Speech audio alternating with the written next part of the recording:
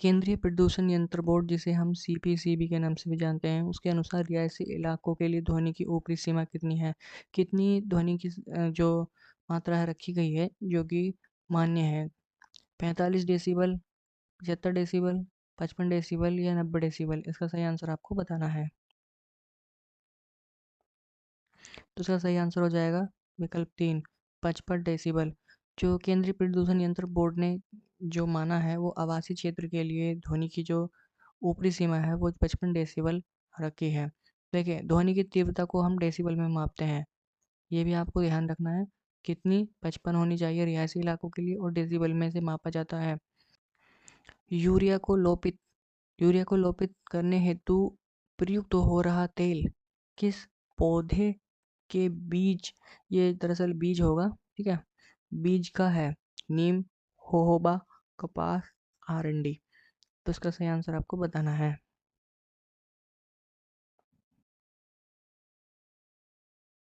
तो इसका सही आंसर हो जाएगा नीम, ठीक है।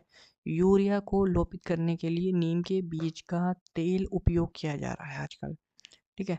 नीम लोपित यूरिया जो है वो एक उर्वरक है जो गेहूं और धान जैसी फसलों की वृद्धि करने में बहुत ज़्यादा कारगर साबित हो रहा है।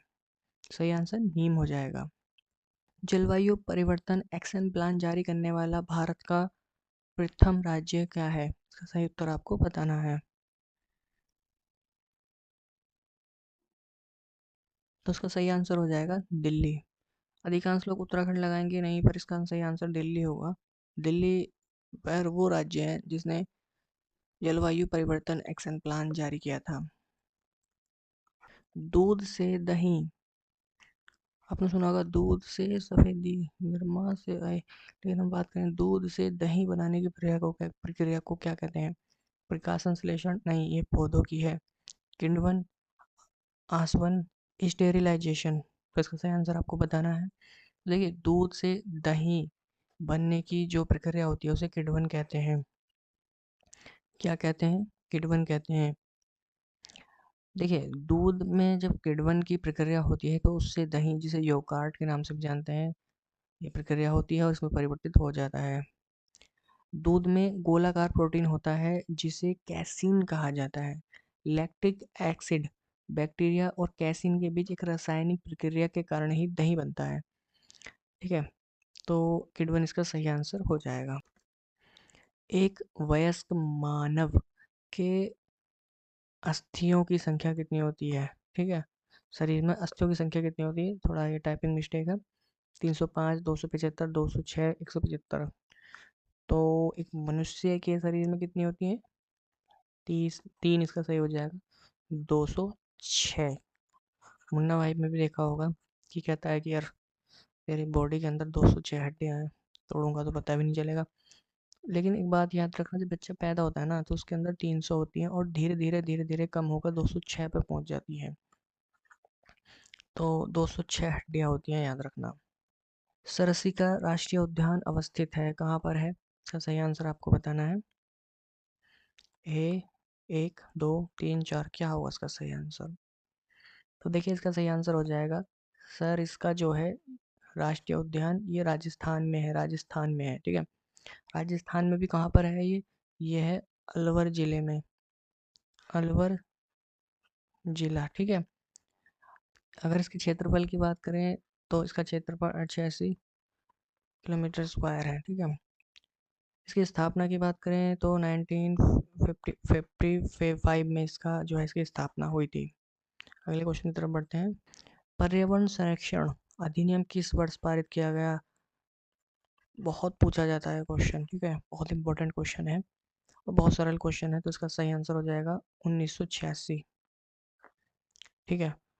1986 तो इसके सन हो गया है, कब किया गया था? 19 नवंबर 1986 में ये लागू किया गया था, ठीक है, पारित किया गया, फिर संसद में इसे 1986 में और फिर इसे लागू कर दिया गया था। पक्षभाग उपकला प्राणियों के शरीर में कहाँ मिलते हैं? आमाशय, आंत, श्वासनिका या वायुकोश?